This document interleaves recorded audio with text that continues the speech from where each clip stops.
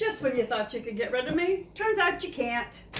We were on the topic of cage aggression, and I wanted to cover a couple of other things you can do. We talked about the harness on the dogs, and obviously that's a great way to get one out, and putting them on the bottom. You should also probably never put a dog over about 15 pounds on the top level of any cage bank. Mine are even taller than that, and I try not to put anybody over 10 pounds in it because it's harder to get them out. But it's always a good idea to have a catch pole. Just don't do what I did and order it without looking at how long it is, because I did that. My catch pole is actually 4 foot long. It might come in handy if a dog ever gets loose in the shop, but it's really hard to get a dog out of a cage with it. But this is it. And in case you don't know what a catch pole does, you put the loop, which is a cable loop, around the dog's neck and pull this in tight, and it tightens up around the neck. It's actually a really, really good tool that I think every salon should probably have one. This one's nice because when it locks in place, it locks and it's not coming out. But again, like I said, it's 4 foot long. You need to work on shortening it because it's really a pain in the butt. But before I got smart and ordered this one, which I did after my bad bite on the top of my right hand, I made one. And don't laugh at me, but I made one using an old candy cane. One of the long plastic candy canes that you can get at the Dollar Tree or the dollar stores or Walmart or wherever at Christmas time. Well, I sacrificed one for a catch pole. You could do the same thing with a piece of PVC. It's not as efficient as that one, but what we did was we hooked, this has been redone since I did it. Whoa, how is this one done? Oh, that's cute. It's 2 kennel leads put together. Now I've got them slid down to where they lock in place, and then somebody smart took pipe cleaners and secured them together. You could probably use cable ties too. I didn't know that had been done to this, but that's actually a really good idea. You can tell how often we use it, right? I didn't know it had been done that way. But you can do it with a piece of PVC. Like I said, 2 slip leads run through it. The handle's out here. And you put it in, loop the dog and tighten. Pull the dog to you. At that point, you can literally be holding it like this with the dog's head in it, and you can control where the head is in order to pick them up. These are fantastic, and like I said, I made this one for like $1. It was pretty cool. It worked really, really well. Then I decided we needed a better one, and then one I ordered is not what we wanted. But that's okay. We'll still use it, maybe, if we ever need it. That's a really easy way to make one. Just a thin piece of PVC and 2 of these slip leads. And if you wanted to use a piece of coated wire, you could, to make this shape stay.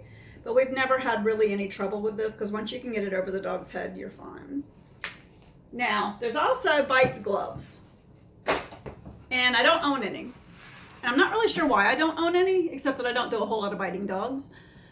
But bite buster gloves or bite gloves are really thick leather or rubber, depending on which company you buy them from, that come up to your elbows usually.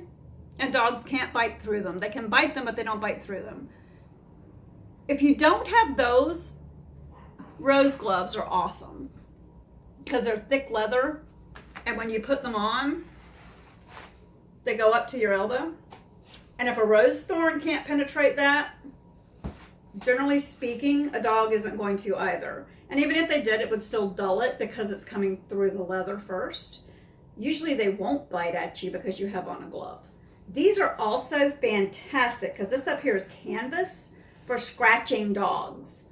The dog that tore Billy up in the previous post that I showed you with the scratch that was so deep that the people at the Royal Canin Dog Show were concerned about him. Yeah, the notes say wear rose gloves when working on him because we know he'll tear you up, and we neither one did that day. We thought maybe he had gotten better, and he didn't. Obviously, he didn't. So, bite buster gloves or a catch pole are usually a must in most grooming salons, and I think every salon should have them and have access to them.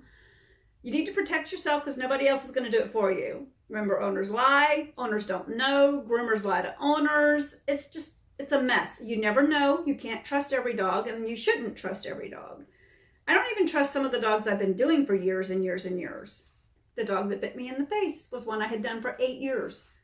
So you never know what's going to happen. You just have to play it safe and be careful. One thing to remember, and I don't know if I can stress this enough, if the dog is cage aggressive, you need to tell the owner, because that dog could hurt somebody either at home or at another salon or at a vet clinic. The owner needs to know that the dog has a problem coming out of a cage, or that they're protective of their cage. It's really your duty, in my opinion, as a dog professional, to tell the owners what their problems are. Do it in a nice way, but be upfront and let them know. If they know and don't tell you, then they can be liable for your medical bills. If they don't know, they obviously can't tell you what they don't know. But if they know and don't tell you, then yeah, they can be responsible for any medical bills that you incur. You just need to know the basic safety tips on how to get a dog out of a cage. Someone else today had said that when someone is giving them a hard time coming out of the cage, they will back up to it as opposed to approaching it head on and let the dog come to them. That works sometimes. It's a good trick to know. I have a tendency to leave all dogs' leashes and collars on them until we get them out of the kennel for the first time. We don't have grates in the bottom of most of our kennels, so it's not an issue with tags getting stuck, and there's always somebody in the room with the dogs, so it's always going to be a safe thing with us. It's not going to be a problem. At any rate, we've now covered techniques for getting dogs out of cages after they're cage aggressive, and we've covered bite safety. I think next we need to talk about table safety. But that's for another day, because it is 6:15 and I'm exhausted. Billy has shingles still. I'm still working all day by myself, and I did 17 dogs today, including a doodle. But he's a good doodle. I'm still tired, and I'm going home now. I'm going to go home and cook supper. Yay me. Keep yourself safe, y'all. You're the only one who can.